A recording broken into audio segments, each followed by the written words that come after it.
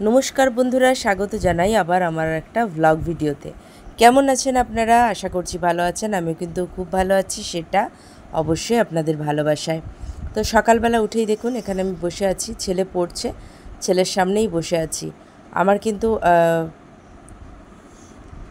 এখনও রান্নাও বসেনি, কারণ এখন বেশিও দেরি হয়নি। তো আমার শাশুড়িমা এখানে ঠাকুর পুজো করে নিয়েছেন। এই যে দেখুন কী সুন্দর করে সাজিয়েছেন। তো পুজো যেহেতু ওনার হয়ে গেছে, তো ওনাকে চা দিতে হবে, বুঝতে পারলেন তো। তো চলুন চাটা দিই, চাটা দেওয়ার পর রান্না বসাই। তো এখানে দেখুন রান্না বসিয়ে দিয়েছি, ডাল আমার সেদ্ধ হয়ে গেছে, এই দেখুন। আর ওদিকে মাছ ভাজা বসিয়ে দিয়েছি, রুই মাছ ভাজছি। জানেন আজকে না ভয়েসটা দিয়েছিলাম এমনি, কিন্তু আমাদের এখানে পুজো হচ্ছে, ওই যে রঘুমাজির থানের যে পুজো হচ্ছে, ও মা দেখি চট করে গান বেজে উঠলো, আর বন্ধই হয় না। তো আমি ভাবলাম বাবা এত সুন্দর করে এত কষ্ট করে ভিডিও করলাম, কপিরাইট পড়ে গেলবে কেন, তার জন্য সাউন্ডটা অফ করে দিতে হলো, পরেই ভয়েসটা দিতে হলো, কি আর করার। যাই হোক, এখানে কিন্তু আজকে কুমড়ো পুঁই শাকের তরকারি করব, তার জন্য কুমড়োটা কেটে নিচ্ছি। এই কুমড়োটা কিন্তু গাছের, আর পুঁই শাকটাও গাছের, শাশুড়ি মা তুলে আনলেন। কুমড়ো পুঁই শাক মাছের মাথা দিয়ে তরকারি খেতে কিন্তু দারুণ লাগে বলুন। আবার যদি কুমড়ো পুঁই শাক দিয়ে একটু চিংড়ি মাছ দিয়ে তরকারি হয়, তাহলে তো আরও মানে সোনায় সোহাগা। তো আপনাদের ঠিক কোনটা খেতে ভালো লাগে? আর নিরামিষ দিয়েও খুব ভালো লাগে, কাঁচা লঙ্কা চিড়ে, কালো জিরা পাঁচফোড়ন দিয়ে বেশ একটা চচ্চড়ি হয় না, মিষ্টি মিষ্টি করে, সেটাও কিন্তু গরম ভাত দিয়ে কাঁচা লঙ্কা ডলে পেঁয়াজ কামড়ে খেতে দারুণ লাগে। আমার তো দারুণ লাগে, আমি একটু খাদ্য রসিক, বুঝলেন।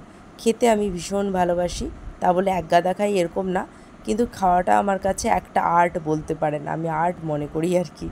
মানে যত সুন্দর ধরনের ব্যঞ্জন, মানে সব রকমের খাবার আমি খেতে পছন্দ করি, আমার কোনো অসুবিধে হয় না, তবে সেটা খাওয়ার যোগ্য হতে হবে। আমি খেতে সত্যি খুবই পছন্দ করি। আর এখানে কুমড়োটা দেখুন, কুমড়োটা কিন্তু একদম ঝিম কালো, এই দেখুন, দেখাই, এই দেখুন, আর মচমচ করছে একদম। তো ওদিকে দেখুন আমার মাছগুলো কিন্তু এখানে ভাজা হয়ে গেছে, বুঝলেন। আজকে না মাছের একটু পোস্ত করব, রুই মাছের পোস্ত।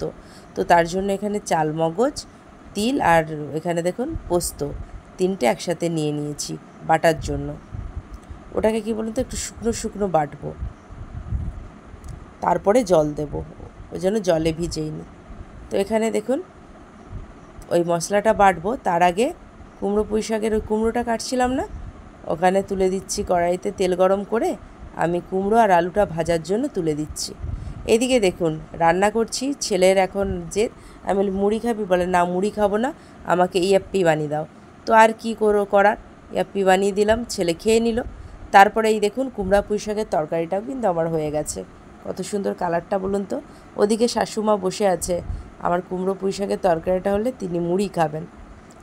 তো যাই হোক, তরকারিটা হয়ে গেছে, চলুন তাকে মুড়ি দিই। তো শাশুড়ি মাকে মুড়ি দিয়ে এখানে কিন্তু আমি গ্যাসে আবার কড়া বসিয়ে দিয়েছি, বসিয়ে দিয়ে তেল গরম করে এখানে কিন্তু কালো জিরে ফোড়ন দিয়ে দিয়েছি। কালো জিরের থেকে কিন্তু একটা বেশ মিষ্টি গন্ধ বেরোয়, যার থেকে তরকারিপত্র কিন্তু খেতে খুবই ভালো লাগে। তারপরে দিয়ে দিলাম ওই যে তিল আর পোস্ত আর চালমগজ দানা একসাথে যে বাটা ছিল সেইটা, ওটা দিয়ে দেখুন ভালো করে বেশ নেড়ে নিচ্ছি। ওটা একটু নাড়া হয়ে গেলে তারপরে দিয়ে দিচ্ছি এখানে টমেটো আর পেঁয়াজ একসাথে বাটা, এইগুলো কিন্তু আমি সব হাতে বেটেছি, শিলে, মিক্সিতে কিন্তু বাটা নয়। আগে জানেন তো বাটতেই পারতাম না, শ্বশুরবাড়িতে প্রথমে এসে কী অসুবিধে, হাত জ্বলে যেত। আর এখন লঙ্কা থেকে মানে জিরে থেকে পোস্ত থেকে সবই মিহি করে বাটতে পারি, সব কিছু আমি শিখে গিয়েছি।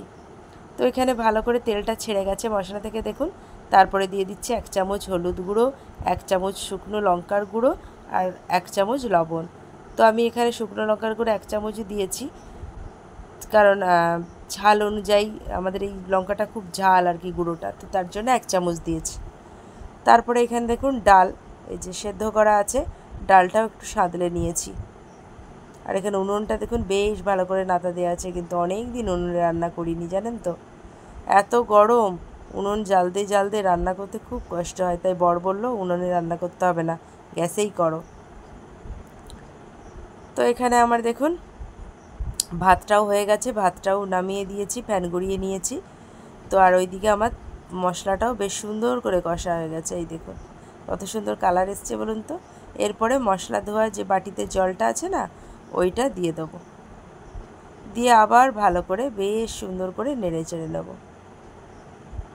এই মশলাটা যখন ফুটে উঠবে না, তখন কি করব বলুন তো, একটু নুনটা ঠিক হয়েছে নাকি একটু টেস্ট করে নেব। তারপরে মাছগুলো যে ভেজে রাখা মাছগুলো দিয়ে দেবো।